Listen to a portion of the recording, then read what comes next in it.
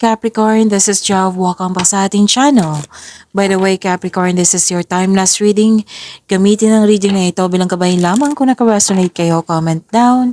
Tandaan, Capricorn, ito ay general reading. Kunin nyo lang po kung ano naka-resonate sa iyo.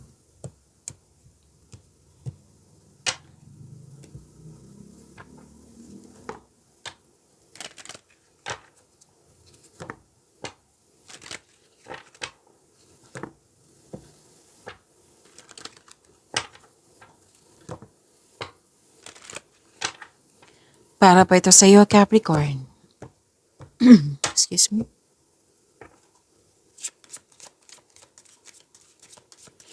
Maraming salamat po sa inyong patuloy na suporta, sa mga nag-donate, sa mga hindi nag-skip ng ads. Maraming salamat po. Sa mga hindi pa nag-subscribe, subscribe na po kayo at click bell notification para malaman nyo na may bago tayong video. Para sa mga gusto magpa-reading po, comment po kayo ng personal reading. Again, comment kayo ng personal reading and check my reply sa comment section.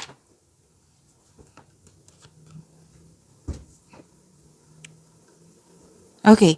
Nakikita ko dito na parang naapektuhan ka sa chismis, Capricorn.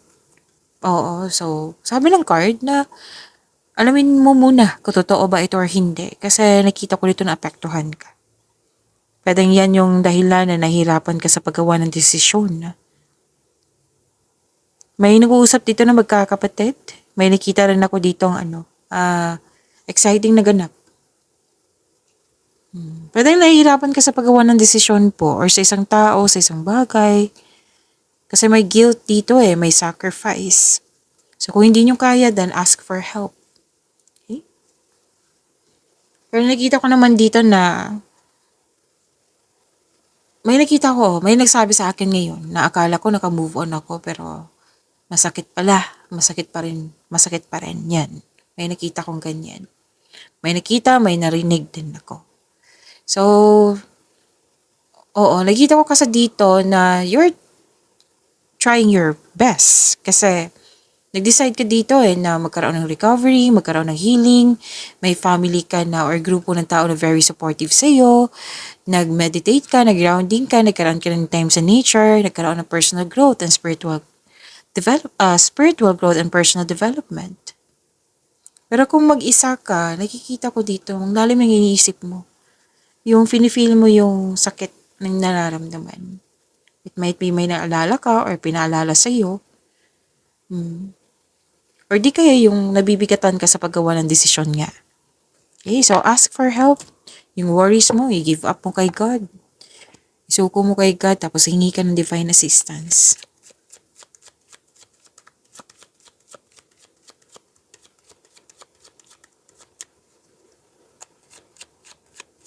Energy ni Capricorn. Inom muna akong tubig sagat lang po.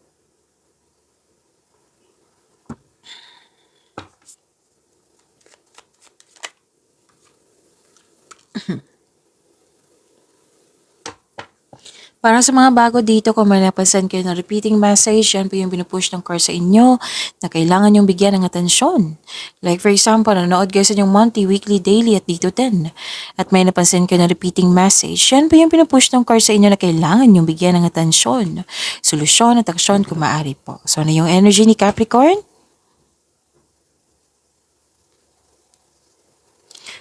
Malalim mo iniisip. Mas lumawak yung ambisyon mo sa buhay. Nag-iisip ka ng, parang may iniisip ka dito na may nangyari, na ganito. May nakita kong ganyan. Malakas ang intuition mo. Dito yung dissatisfaction. Hindi ka satisfied, pwede sa bagay, tao, sitwasyon. So, mataas ang intuition mo. May sekreto kang malalaman o malalaman mo na kung sino manloloko or nanloko sa'yo.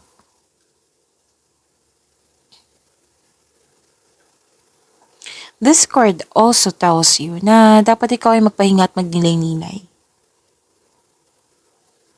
So may taong hindi totoo sa'yo. Pero alam mo to malakas kasi yung intuition mo. Be careful of saying things that are not there. Walang nangyari na ito tapos naalala mo. Yan. So yan yung nagpapahirap sa'yo. So kailangan mong i-let go yan. na nag-clarify dito. Kung malapit to sa'yo, pwede mag-uusap kayo nito, magkakaroon ka ng honest conversation. And sa advice ng card dito, mag-ingat kayo sa kontrata. Pero malalaman mo to kasi malakas yung intuition mo. Kasi may deal kumbaga may too good to be true. Yan. May hidden charges, pwedeng ganyan. Matutuklasan mo yan kasi malakas yung intuition. Kailangan mo lang makinig, syempre.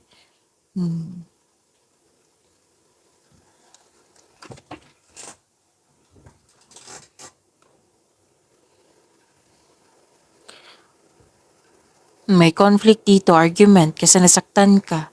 May pagkawala, paninirang puri, or panuloko magaganap. Dalawang card mismo sabi niyan ha, alam mo yan. Baka may magtanong sa akin, mamaya, sino yan? Alam mo yan. Oo, malakas yung intuition. Kailangan mo lang makinig. Mag-iingat sa mga sinasabi at ginagawa kasi nagalit ka, di ba? Nagalit ka sa panuloko. Ingat na lang sa response kasi kung mag-response, sasabog talaga. Okay? And sabi nga ng card nyo dito, itong pagtatalo na ito or pag-aaway is a natural element of all kinds of relationship. Itong pangyayaring ito, dito mo makilala yung sarili mo, kung paano ka mag-respond sa ganitong sitwasyon. Oo, dito mo rin malalaman kung right time na ba na mag-walk away or hindi pa, lalaban ka ba. Yan, mas makilala mo yung sarili mo. May matutunan ka sa mga nangyari, sabi ng iyong card.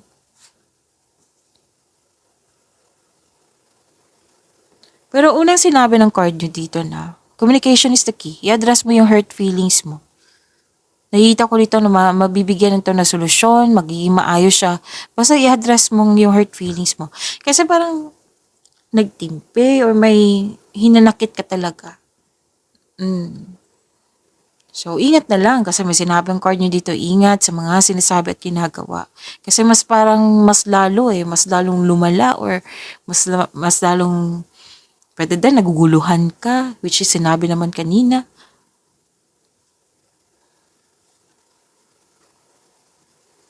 Someone is giving up. Pwede iniwan ka ng friends mo or kayo nang iwan. Basta may iniwan. May nakita kong separation dito. Na nag-usap, tapos nag-usap for peaceful resolution. Pero nagkaroon ng argument. Pero sabi kasi ng card dito, kung paulit-ulit na lang ito nangyari, baka kailangan yung mag-decide. Pero yun nga, yung sinabi, address hurt feelings. Communication is the key. And dalawang card mismo nagsabi dito na makinig ka sa yung intuition. Kasi it will guide you away from toxicity.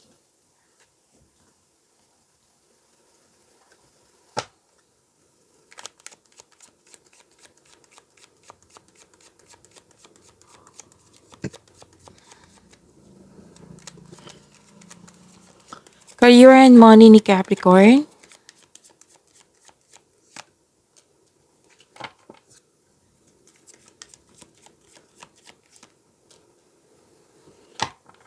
Takpan lang natin ha, kasi nakahubad hindi siya pwede dito. Don't worry. I-reading ko yan.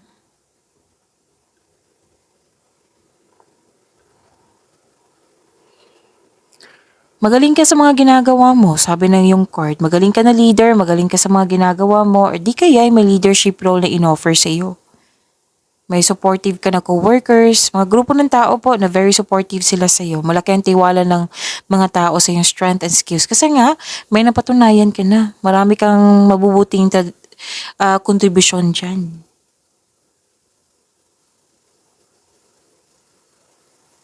You're making tremendous progress in your career or nag-level up ka na. This is authority, leadership, stability, and calm kayo. Kalma. Oh. Tapos, nakita ko dito na masusunod talaga yung gusto mo. Masusunod yung desisyon mo, ideas, or plano.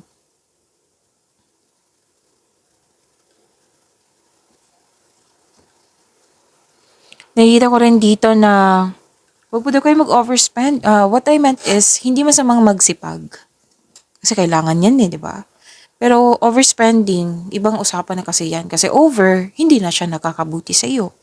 Overspending sa pera, overspending sa trabaho. Or pwede din, sumusobra na yung taong toxic. Yung concern mo kanina dito sa energy mo. Parang kang nagtitiis.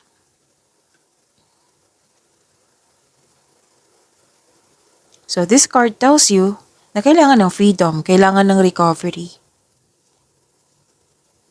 Magagawa mo ito. Capricorn, magagawa mo yan.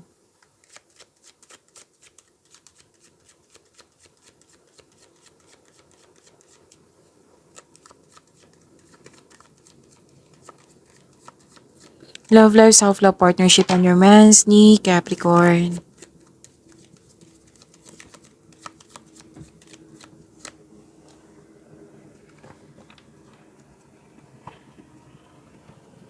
Nag-overthink kayo. Sobra sa pag-iisip. Overthinking, overanalyzing, worried, stress. Kung hindi nyo kaya, ask for help, okay? Para ma-stop tong overthinking na ito, time for reflection, mindfulness skills, bigyan ng solusyon yung paulit-ulit mo lang iniisip. Kung hindi pa kaya, then change the channel. Yan, help yourself. Capricorn. Nakikita ko dito na may conflict talaga. Ilang beses na lumabas. 5 card na nagsabi dito. So, same pa rin yung sinabi ng card nyo dito. Different card siya ha, pero the same pa rin yung sinasabi. Communication is the key. Uusap talaga. Alam mong iniisip mo yan, yung communication. So, kailangan, kung gusto nyo magkaayos kayo, kung gusto mong, ma-okay na, okay? So, mag-usap, mag-schedule kayo ng magkaroon ng pag-uusap po, mag-usap ng mahinahon. Kung kailangan mo nagkausap before mo siya kausapin, then go ahead. Kasi part yan, kumbaga, tinutulungan mo yung sarili mo.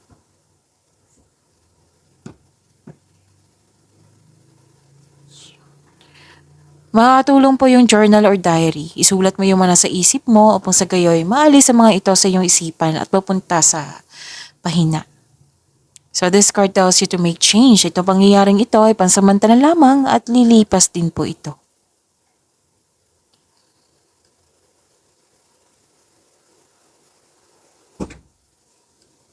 Sa mga singles dyan, okay, guarded ka eh. Oo, pero may parating sa inyo ha, pero guarded ka.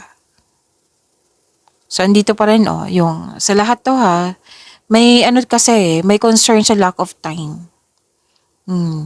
So may pwedeng ikaw yung humihingi ng atensyon or siya yung humihingi ng atensyon. So bigyan mo ito ng atensyon, solusyon. Yan. Pag-imanin niyo po yung blessings sa binigay sa inyo. Capricorn, see you tomorrow. Maraming salamat po.